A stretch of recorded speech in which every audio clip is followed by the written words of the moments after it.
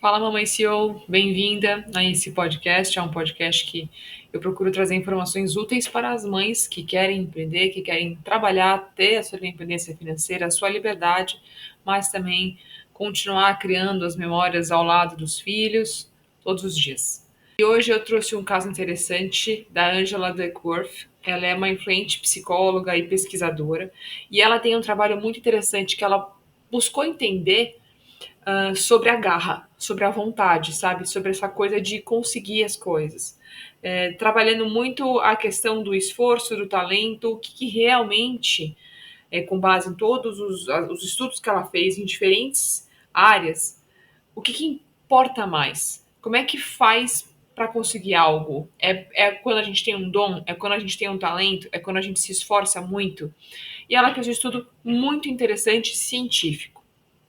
Bom, no começo da carreira dela, ela foi consultora de grandes empresas, e aí aos 27 anos ela resolveu ser professora de matemática.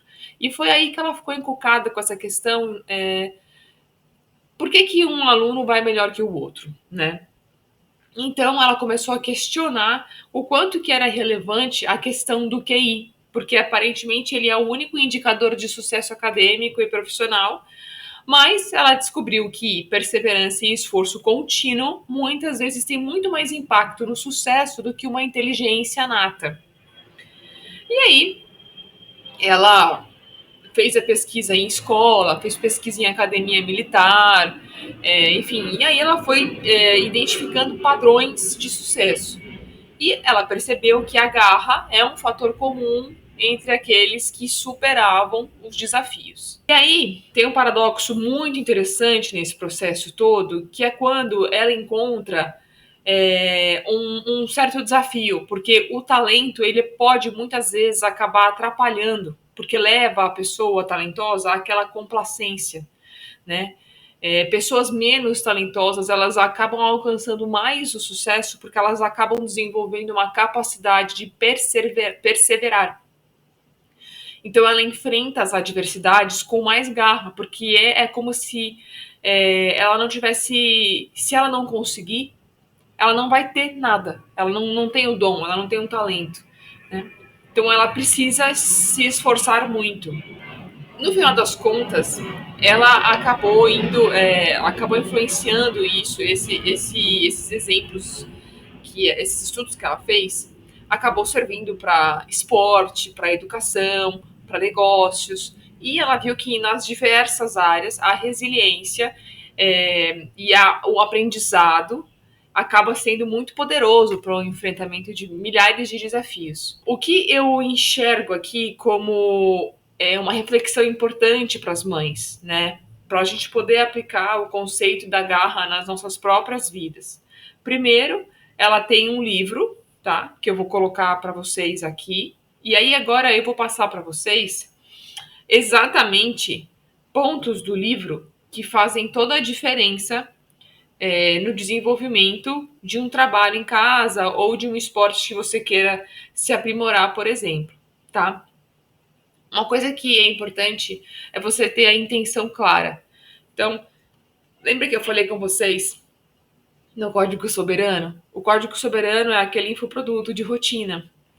Ele custa R$ 47 e ele serve para que você defina as suas metas a longo prazo. E aqui ela fala justamente para você ter uma definição precisa de metas de longo prazo, junto com as submetas necessárias para alcançá-las. Então, as pessoas de garra, elas têm uma visão muito clara do que elas desejam alcançar, elas sabem onde elas querem chegar e elas planejam meticulosamente esses passos. Tá? A intenção clara sempre vai ajudar você a manter o foco, vai sempre direcionar as suas ações, as suas escolhas, e isso tudo sempre vai servir o seu objetivo final. Isso eu falo precisamente no Código Soberano, é uma coisa muito legal, bate sim total com o que eu acredito também.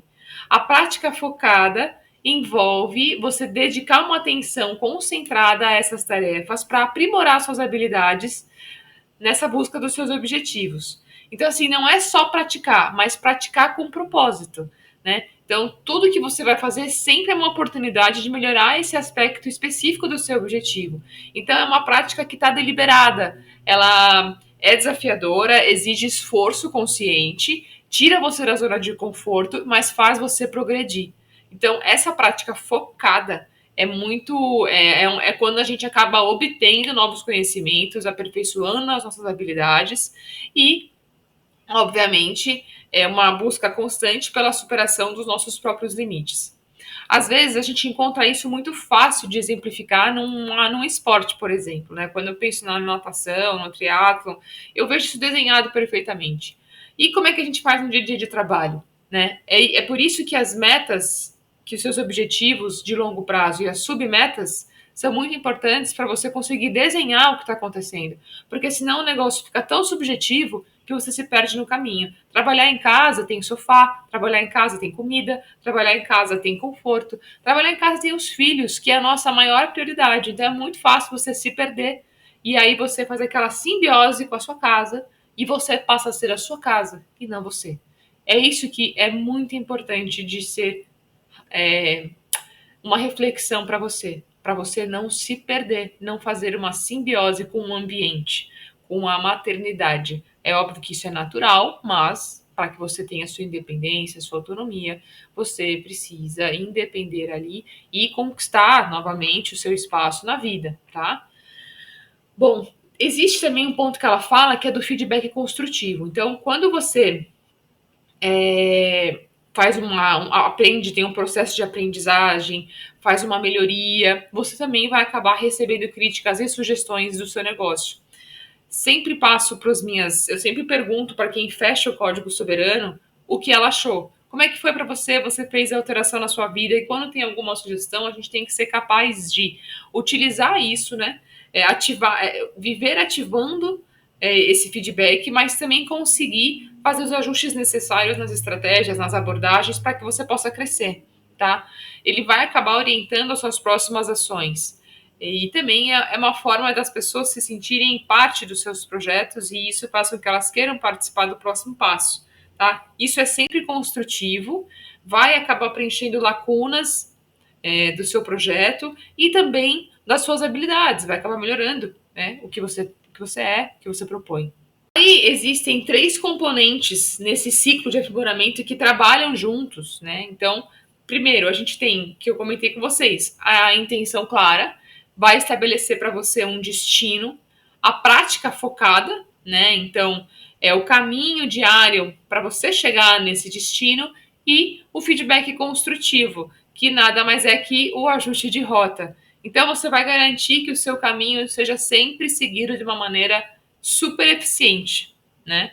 E aí juntos eles formam a base sobre a qual ela acredita que se chama garra, tá? Ela é construída, mantida e e permite que os indivíduos alcancem o sucesso sustentável no sentido de sustentar mesmo, tá?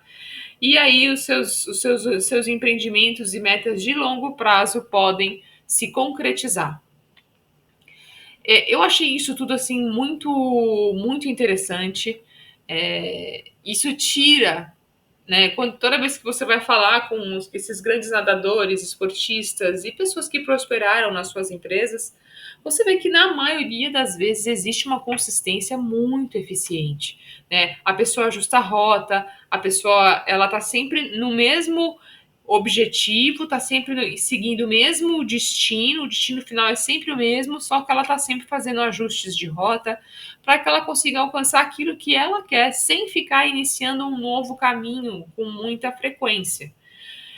Esse foi um dos motivos que eu quis trazer esse livro para a gente conversar hoje, porque eu tenho certeza que vocês, principalmente, é, tem no dia a dia, que é essa simbiose com a casa de vocês, né? Esse livro, Garra, da Ângela, ele realmente traz algo muito eficiente para a maternidade e para quem quer principalmente empreender na maternidade. Uma das coisas que eu acho que tem mais, por exemplo, eficiência, que mostra a eficiência e a eficácia desse método, é justamente a própria maternidade. Você vê que quando você começa a criar seus filhos, até eles fazerem seus 18 anos, você se dedica totalmente, você faz de tudo e você vê que existe um sucesso. A criança se desenvolve, ela cresce, ganha responsabilidade, ganha liberdade e aquela dedicação total, consistente que você teve ao longo da vida, você vê se realizar. Com o filho é muito mais fácil de fazer isso porque ele tem uma ligação visceral com você. E com os seus negócios, e com você mesma. É muito mais fácil a gente se dedicar para os outros, para os nossos filhos, do que para a gente. A gente acaba esquecendo que a gente existe. E muitas vezes, quando você começa a cuidar de si, cuidar da sua autonomia, cuidar da sua parte da sua independência financeira, você volta a existir. Você volta a se sentir mulher, você volta a se sentir esposa, você volta a se sentir a sua pessoa. E isso pode abrir grandes portas na sua vida, né? E também fazer muito bem para os seus filhos. Eu acho que todas as vezes que a gente pensar em desistir, todas as vezes que a gente pensar em falar, quer saber, eu vou deixar para lá, vai ser mais uma vez que você deixou para lá. Você precisa de uma vez por todas dar um primeiro passo em direção aos seus sonhos, aquele ponto que você quer chegar, executar uma coisa do começo ao final. Nem que você estabeleça um tempo para que isso aconteça, para que caso não aconteceu até lá, você então faça um outro plano. Mas a persistência é extremamente fundamental. A Folhetim, que é a nossa agência de comunicação e marketing, hoje ela tem 10 anos.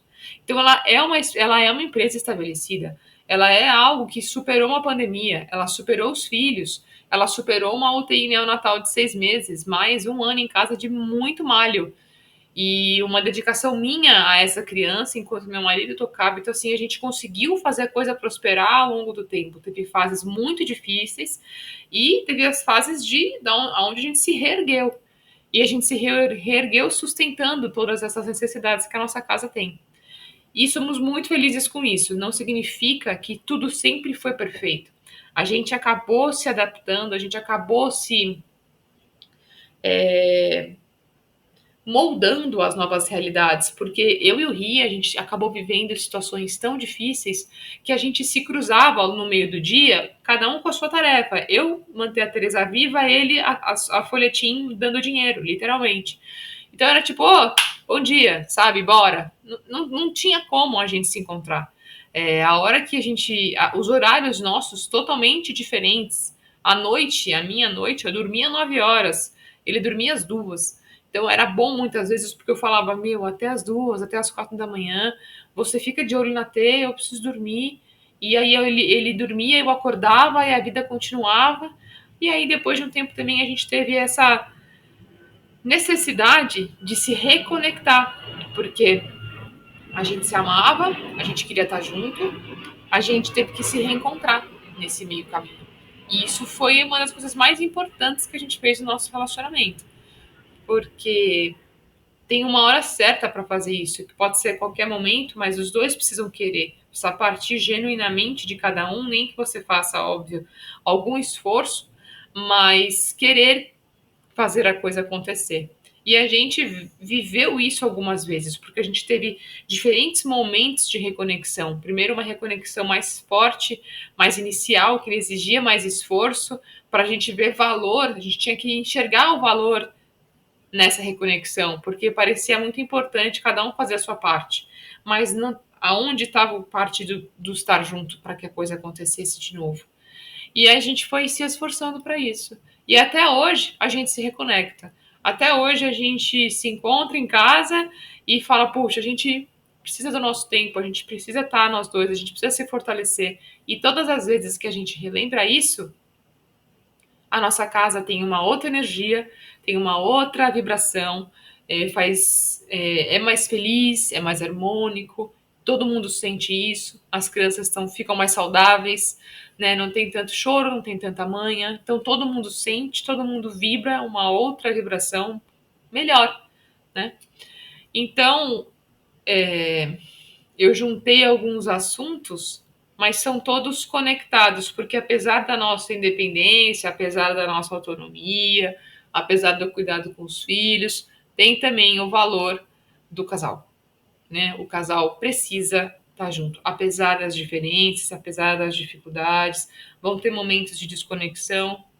A única coisa que importa é que vocês se reconectem de tempos em tempos para que vocês mantenham isso tudo alinhado, né? Bom, temos aqui já um podcast de 15 minutos Eu acho que tá bem suficiente por hoje. A garra e o casal são coisas fundamentais para o sucesso. Eu acho que vale muito a pena refletir sobre esses assuntos. Espero que, se você estiver no carro indo para o trabalho, tenha sido útil. Se você estiver na esteira correndo, você já possa aplicar isso assim que acabar seu banho, começar seu dia.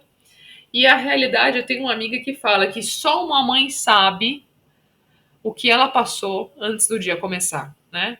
Vamos levar em consideração a maternidade da madrugada, amanhã acordar a fralda, uniforme, até chegar na escola, e aí quando você senta para trabalhar, tudo que você já viveu, só você sabe.